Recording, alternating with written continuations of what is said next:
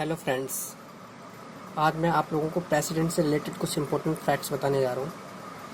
Like president का election कैसे होता है, लाइक प्रेसिडेंट के टर्म्स के बारे में, उसकी सैलरीज के बारे में, क्या क्या क्राइटेरिया है, qualification, oath and terms and many other facts. I hope आपको ये वीडियो पसंद आएगा, तो इस वीडियो को लास्ट तक ज़रूर देखना। तो सबसे पहले हम बात करते हैं हमारे जो कॉन्स्टिट्यूशन का आर्टिकल 52 से लेकर 78 तक, जो कि पार्ट 5 में आता है, पार्ट 5 में ये डील करता है यूनियन एग्जीक्यूटिव। और प्रेसिडेंट जो है वो यूनियन एग्जीक्यूटिव का एक पार्ट है।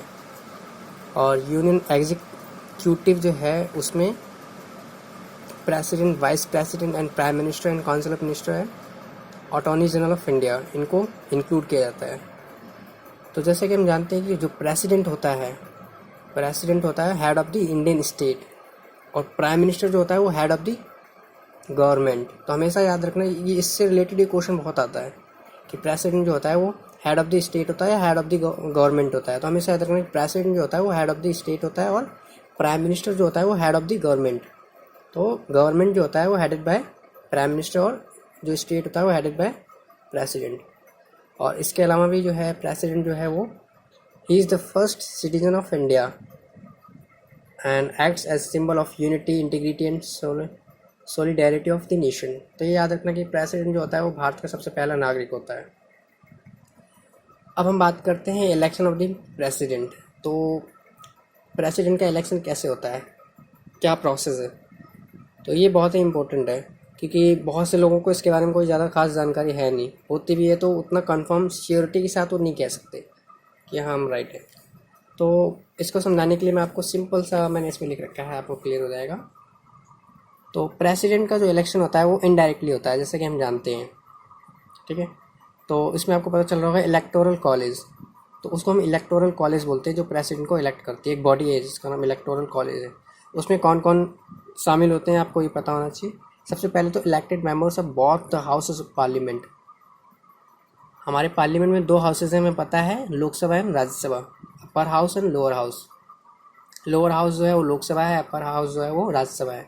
तो उन दोनों के मेंबर्स जो है, उन दोनों के मेंबर्स इलेक्टेड मेंबर्स, याद रखना this is important, elected members, ना कि नॉमिनेटेड। तो elected members of the both the houses of parliament, ये इलेक्टोरल कॉलेज में इनको इंक्लूड किया जाता है। इनके अलावा जो elected members of the legislative assemblies, जो हमारे 28 स्टेट्स हैं, जो भारत के 28 राज्य हैं, उनकी जो विधानसभाएं हैं जिनको हम लेजिस्लेटिव असेंबलीज कहते हैं, उनके जो इलेक्टेड मेंबर्स हैं यानी चुने हुए प्रतिनिधि, वो भी इलेक्टोरल कॉलेज में शामिल किए जाते हैं, यानी प्रेसिडेंट इलेक्शन में पार्टिसिपेशन उनका भी होता है। फिर इसके अलावा elected members of legislative assemblies of Puducherry and Delhi. फिलहाल तो अभी एक और यूनियन टेरिटरी बन गया है जिसमें लेजिस्लेटिव असेंबली होगी, यानी जम्मू एंड कश्मीर। उससे पहले हमारे यहाँ पुडुचेरी एंड दिल्ली ऐसे 2 यूनियन टेरिटरी थे जहाँ पर लेजिस्लेटिव असेंबली का क्रिएशन किया गया था, क्रिएशन है या लेजिस्लेटिव असेंबली पाई जाती है। आपको पता होगा हमारे यहाँ 7 यूनियन टेरिटरीज़ हैं, केंद्र शासित प्रदेश हैं, और उनमें से सिर्फ 2, पुडुचेरी एंड दिल्ली, जहाँ पे आपको लेजिस्लेटिव असेंबली दिखेगा। तो लेजिस्लेटिव असेंबली के जो मेंबर हैं पुडुचेरी एंड दिल्ली के, इनके जो इलेक्टेड मेंबर्स हैं वो भी पार्टिसिपेट करते हैं इलेक्टोरल कॉलेज में या फिर प्रेसिडेंट के इलेक्शन में। तो ये आपको याद रखना। अब कौन कौन किनको हम इलेक्टोरल कॉलेज में इंक्लूड करते हैं और किनको नहीं करते हैं, तो हमें दोनों एस्पेक्ट पता होना चाहिए। तो दूसरा क्या है, जिनको हम नॉमिनेट नहीं करते हैं, तो all the nominated members of the both the houses, यानी लोकसभा एंड राज्यसभा, ठीक है, nominated members of the both the houses of parliament. ठीक है, तो पार्लियामेंट के जो लोकसभा एंड राज्यसभा के जो दोनों हाउसेज के जो नॉमिनेटेड मेंबर्स हैं, जैसा कि हमें पता है कि लोकसभा में 12 मेंबर्स जो होते हैं वो नॉमिनेटेड होते हैं by the president and Lok Sabha में 2 मेंबर्स और राज्यसभा में 12 मेंबर्स। तो जो नॉमिनेटेड मेंबर्स होते हैं वो इलेक्टोरल कॉलेज में उनको इंक्लूड नहीं किया जाता। इट मीन्स वो प्रेसिडेंट के इलेक्शन में पार्टिसिपेट नहीं करते, उनका कोई पार्टिसिपेशन, कोई रोल नहीं होता। उसके अलावा जो nominated members of the legislative assemblies, इसी तरीके से जो हमारे यहाँ लेजिस्लेटिव असेंबलीज हैं, हर स्टेट में आपको लेजिस्लेटिव असेंबली मिलेगी, तो उसमें जो नॉमिनेटेड मेंबर्स होते हैं वो भी उसमें पार्टिसिपेट नहीं करते हैं। इसके अलावा हमारे यहाँ 7 स्टेट ऐसे हैं जहाँ पे बाइकैमरल स्ट्रक्चर है, द्विसदनात्मक व्यवस्था, जिसको द्वि विधानसभा कहते हैं, जो बड़े बड़े स्टेट हैं, लाइक उत्तर प्रदेश, महाराष्ट्र, ठीक है, जम्मू एंड कश्मीर भी है, कर्नाटका है, वहाँ पे आपको डुअल लेजिस्लेटिव दिखेंगे। तो एक होता है लेजिस्लेचर और एक होता है लेजिस्लेटिव काउंसिल।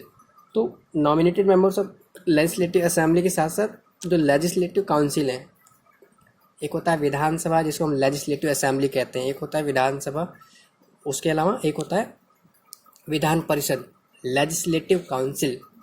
तो लेजिस्लेटिव असेंबली जो होती है वो ही लेजिस्लेटिव काउंसिल का क्रिएशन करती है। तो दोनों के जो मेंबर्स होते हैं नॉमिनेटेड मेंबर्स, वो इलेक्टोरल कॉलेज में उनको इंक्लूड नहीं किया जाता। इट मीन्स वो पार्टिसिपेशन उनका नहीं होता।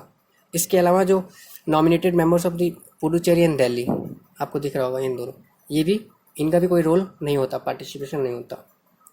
तो इस तरीके से जो है प्रेसिडेंट का जो इलेक्शन है, एक इलेक्टोरल कॉलेज जो है वो बॉडी करती है, उसमें किन किन मेंबर्स इंक्लूड किया जाता है ये आपको 3 तरीके से आपको याद रखना है। Elected members of both the houses of, elected members of the legislative assemblies and elected members of the union territories assemblies. Union territory 2 ही ऐसी यूनियन टेरिटरी है जहाँ पे लेजिस्लेटिव असेंबली है, तो ये हमें पता होना चाहिए। तो नॉमिनेटेड मेंबर्स और लेजिस्लेटिव काउंसिल के जो मेंबर्स होते हैं, चाहे वो इलेक्टेड हो चाहे नॉमिनेटेड हो, लेजिस्लेटिव काउंसिल की बात कर रहा हूँ क्योंकि लेजिस्लेटिव काउंसिल में भी कुछ मेंबर्स इलेक्टेड होते हैं और कुछ मेंबर्स नॉमिनेटेड होते हैं, तो उन दोनों को हम इंक्लूड नहीं करते, तो ये हमें पता होना चाहिए। इसके अलावा वोट वैल्यू, जैसे कि हमें पता है कि कॉन्स्टिट्यूशन जो है प्रोपोर्शनल रिप्रेजेंटेशन के जरिए इनका इलेक्शन होता है। प्रोपोर्शनल रिप्रेजेंटेशन सिस्टम अपनाया गया है हमारे यहाँ on the basis of proportion, जिसमें single transferable vote STV system अपनाया गया है प्रेसिडेंट इलेक्शन में। अब हमें ये पता होना चाहिए कि एक MLA की क्या वोट वैल्यू होती है और एक MP की कैसी वोट वैल्यू निकालते हैं। तो an MLA members of legislative assembly, तो उस टोटल पॉपुलेशन ऑफ स्टेट, तो एक MLA का अगर हमें वोट वैल्यू निकालना है प्रेसिडेंट को, जब वो इलेक्ट करता है या वोट कास्ट करता है, तो उसकी वोट वैल्यू कैसे निकाली जाती है ये हमें पता होना चाहिए। टोटल पॉपुलेशन ऑफ स्टेट, ठीक है, ये लिखा होगा आपको, टोटल पॉपुलेशन ऑफ स्टेट ऊपर रखते हैं, फिर total number of elected members in the state assemblies. तो स्टेट की टोटल जो पॉपुलेशन होते हैं उसको हम ऊपर रखते हैं, और उस स्टेट की जो लेजिस्लेटिव मेंबर्स होते हैं उनकी संख्या, उनका टोटल नंबर जो होता है उसको हम नीचे उससे डिवाइड करते हैं और मल्टीप्लाई 1/1000। इस तरीके से एक MLA की वोट वैल्यू निकल जाती है, ठीक है, इलेक्टोरल कॉलेज के लिए। इस तरीके से एक MP की वैल्यू कैसे निकालते हैं, मेंबर्स ऑफ पार्लियामेंट की वोट वैल्यू क्या होती है, total value of votes of MLAs of all states. तो जो हमारे इंडिया में ऑल स्टेट्स हैं उनके जितने भी MLAs हैं, इससे पहले हमने तो एक MLA का वोट वैल्यू निकाल लिया है, ठीक है, ऊपर आपको दिख रहा होगा एक MLA का वोट वैल्यू। तो सारे MLA के जो वोट वैल्यू होता है उसको ऊपर रखते हैं हम, और total members of elected members of parliament, ठीक है। उसके अलावा पार्लियामेंट में जो इलेक्टेड मेंबर्स हैं, लाइक राज्यसभा और लोकसभा के दोनों मेंबर्स के जो टोटल नंबर है उसको हम नीचे रखें, उससे डिवाइड कर देंगे। इस तरीके से एक MP की वोट वैल्यू निकल जाती है इलेक्टोरल कॉलेज के लिए। तो आपको ये पता होना चाहिए, ठीक है। अब हम आते हैं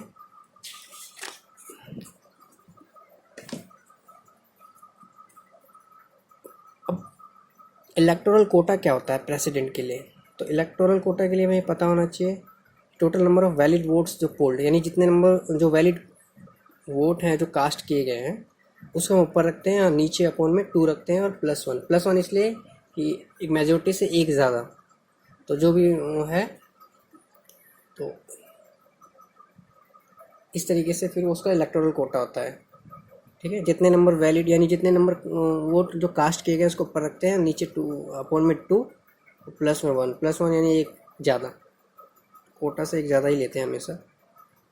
अब जो मेंबर्स होते हैं वो उनको क्या है, जब वो वोट कास्ट करते हैं तो वो अपना रेफरेंस करते हैं। STV single transferable voting system में आपको पता होगा एक 2 तरह के वोटिंग सिस्टम होते हैं, एक STV सिंगल ट्रांसफरेबल वोट और एक होता है FTPT, first past the post system, जिसमें सिर्फ एक ही कैंडिडेट इलेक्ट होता है और उसको जिस एक वोट भी ज़्यादा मिल जाता है तो वो जीत जाता है। उसमें इलेक्टोरल कोटा कोई फिक्स नहीं होता।